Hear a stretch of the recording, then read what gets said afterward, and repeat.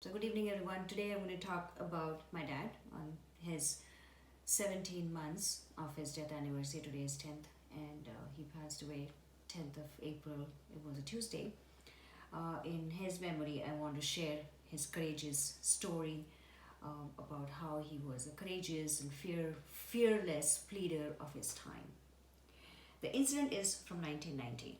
There was a great movement, big movement in India called Seva that was happening to make the Ram temple in his in Ram's birthplace, which is Ayodhya in Uttar Pradesh, India. I am from Uttar Pradesh. That's a smaller state where I belong.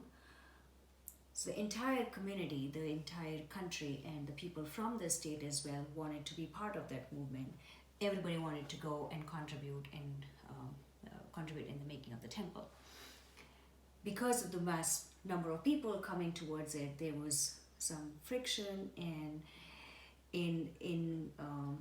so the administration had to take some steps in order to make sure that it does not turn into violent. The cities were literally open jails. People were captured there in schools, and people were helping out, feeding them, and making sure everything is in harmony and things happen in a peaceful way. As a security measure, my dad was a great speaker. He was taken to custody to a different place called Urai, which was around 300 miles from where I live. It was fine. We knew every other person is being arrested and taken to custody. So we were proud to be part of the movement where we would be able to tell that, yeah, my dad participated at that time. So things were going well up until the seventh day. I went out for grocery shopping and I see people watching me in a different way. I kind of thought, why is that? And somebody whispering and murmuring, didn't understand up until I came back home.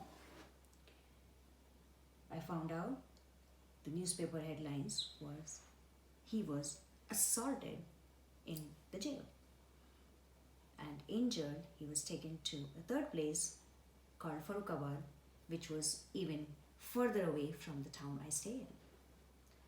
There was no other information. In those times, there was no TV, there was no phone, FaceTime, any technology that would give you more information. I tried to go talk to the officers. They had no other news except whatever was published. Everybody was panicking around that time. Fortunately enough, a family, the distant relative, we found out a distant relative staying in Farrukhabad. Right away, we sent a telegram describing the situation and asking them to make sure that he's well. The trains were not going. It was a curfew time. There was no buses. There were no other means to travel.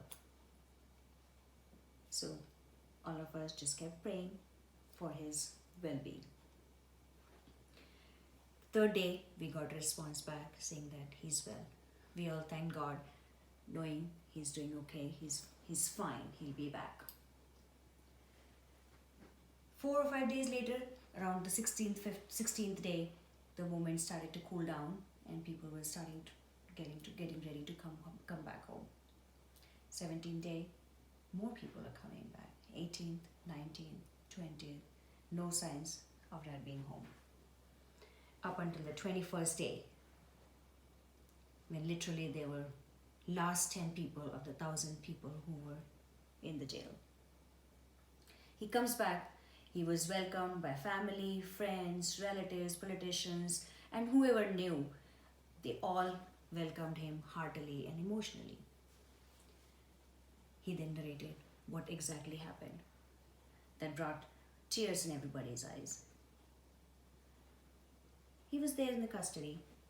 There was nothing else to do. People would talk, eat, sit, sleep, and that's pretty much it. So it was around 9:30 in the night time.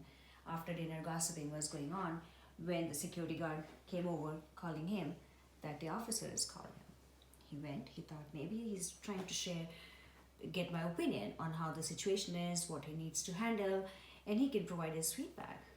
But guess not. That's not what happened.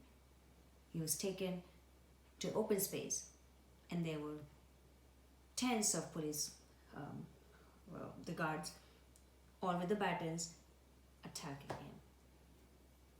And he just was clueless. He kind of stopped them all, saying that, wait, what the hell did I do?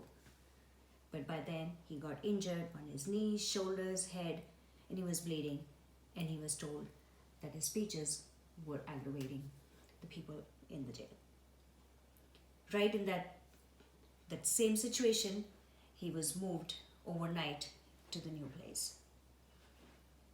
Either ways, he didn't do anything wrong. He had the power in his speech, where he just was able to influence the people, but he lived his life. He lived his life the way he wanted to, fearlessly, courageously, and this incident is engraved, and we have that memory, will stay there forever. So we are very proud of him, to be proud of him and his nettle attitude.